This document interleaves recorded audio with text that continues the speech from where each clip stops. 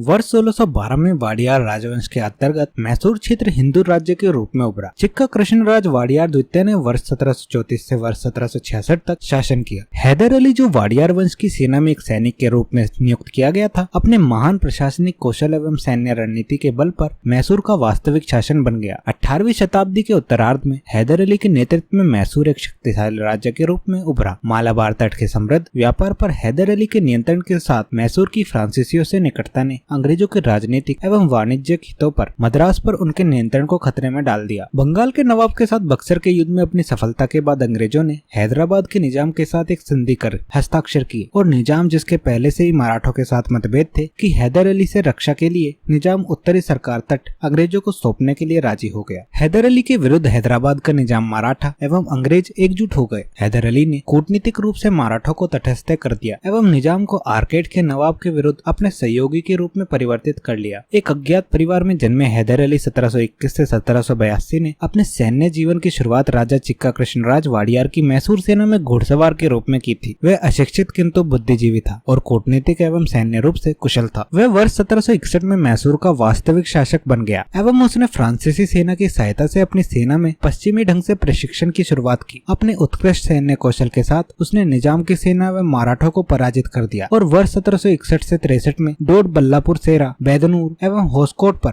कब्जा कर लिया तथा समस्या उत्पन्न करने वाले दक्षिणी भारत, तमिलनाडु के पोलिगरों को अपने अधीन कर लिया। विजयनगर साम्राज्य के समय से ही दक्षिण भारत के कुछ हिस्सों में पोलिगरों अथवा पल्लकड़ों को सैन्य प्रमुख एवं प्रशासन संचालक के रूप में नियुक्त किया गया था। वे काश्तकारों से कर भी वसूलते थे। अपनी पराजय से उभरते माधवराव के अधीन मराठों ने मैसूर पर आक्रमण किया एवं वर्ष 1764 से 1716 और 1771 में हैदर अली को पराजित किया। शांति स्थापित करने के लिए हैदर अली को उन्हें बड़ी रकम चुकानी पड़ी, लेकिन वर्ष 1772 में माधवराव की मृत्यु के बाद हैदर अली ने वर्ष 1774 से 76 के दौरान कई बार मराठों को आक्रमण किया एवं नए क्षेत्रों पर कब्जा करने के साथ साथ उनके द्वारा हारे गए सभी क्षेत्रों को भी पुनः प्राप्त कर लिया। युद्ध बिना किसी परिणाम के 1.5 साल तक जारी रहा। हैदर ने अपनी रणनीति परिवर्तित की और अचानक मद्रास पर आक्रमण कर दिया। इससे मद्रास में अव्यवस्था एवं दहशत फैल गई। इसकी वजह से अंग्रेज हैदर के साथ 4 अप्रैल 1769 को मद्रास की संधि करने के लिए विवश हो गए। इस संधि से कैदियों पर विजित क्षेत्रों का आदान प्रदान हुआ। किसी अन्य राज्य द्वारा आक्रमण किए जाने की स्थिति में हैदर अली को अंग्रेजों ने सहायता प्रदान करने का वादा किया। तो ये थी कहानी पहले एंग्लो मैसूर युद्ध की। वीडियो पसंद आए तो वीडियो को लाइक करें, सब्सक्राइब करें और कमेंट जरूर करें।